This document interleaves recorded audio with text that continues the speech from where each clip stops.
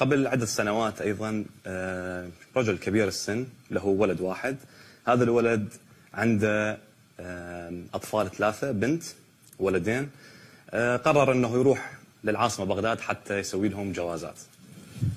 فقرب أحد الوزارات اللي مختصة بالشأن المدني بالعراق حصل انفجار، فراح ضحيته هذا الشاب وزوجته، وبقوا أطفاله الأيتام عند جدهم. هذا الجد هو كان أساسا هو من مدينة الكوفة والمجاورين لسكنة مسجد السهلة. فهو كان من الناس البسطاء العاملين اللي يبيع سباح ومحابس بالمدينة، يعني أيضا يتنقل إلى مدينة النجف إلى المركز الرئيسي للمحافظة بشارع الرسول أيضا، وقريب على حرم أمير المؤمنين، ويبيع السباح والمحابس. فليلة العيد طلبوا منا الأيتام أنه يتوجه لهم بهدية حالهم حال بقية الأيتام، ملابس أو هدية حالهم حال بقية الأطفال، يعني حتى يعيدون بهذا العيد. وكان هو عيد الفطر. ليلة عيد الفطر كانت أيضا ليلة جمعة ذيك السنة، يعني قبل حوالي كم سنة هي الحادثة صارت. فرجل مسكين هو ما يملك شيء، اضطر أنه يأخذ الطفلة اليتيمة وياه إلى النجف حتى يبيع تراجيها ويجيب لبقية الأيتام، يجيب لهم عيدية.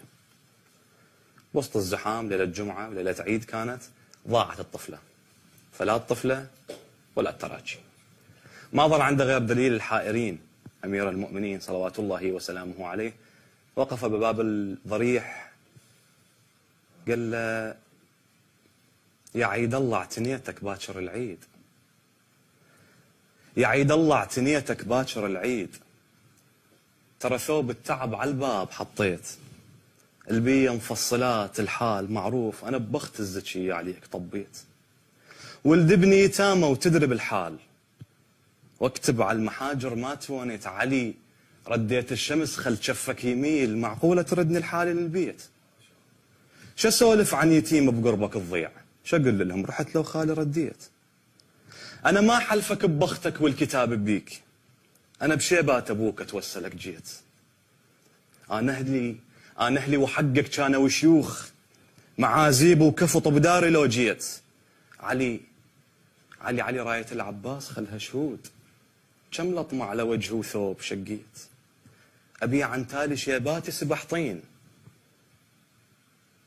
أبيع عن تالي شيباتي سبح طين، طاسة خير يم بابك تبديت، اسألت حتى الهوى ومتن الحياطين، رحت يم قبر ابوها وخالي رديت، عاد كل عامل يمر من نذكر حسين، اشق عين الدمع وقرايه سويت، علي يجاوب الامير، علي دنق ضريحك شمرة الصوت، قال له وصل طارش قدامك قبل لا جيت، قواك الله حج تفضل ارتاح، ليش زحمت كلك تعنيت، علي دنق ضريحك شمرة الصوت، قال له وصل طارش قدامك قبل لا جيت، حج قواك الله تفضل ارتاح، ليش زحمت كلك تعنيت، يم شباك بنتك قاعدة تزور، وخبر لام البنين عليها وديت، وانا تأخرت ترى كنت اشترك ماش، روح لدارك وتلقاني وديت، بدية وداعتك مديت البساط، عيديت اليتامى ولقمة خليت،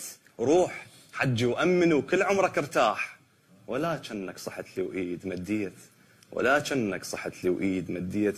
يقولون فعلا وجد هذه الطفلة عند شباك الأمير، أخذها وعاد بها إلى الدار. يوم اللي رجع للدار شاف الأيتام يعني البيت ملتمين، يعني بالبيت هم الأطفال الاثنين البقوا، وشافوا ملابس وبطانيات وأكل وكم قطعة من تنكات الدهن والرز والسكر.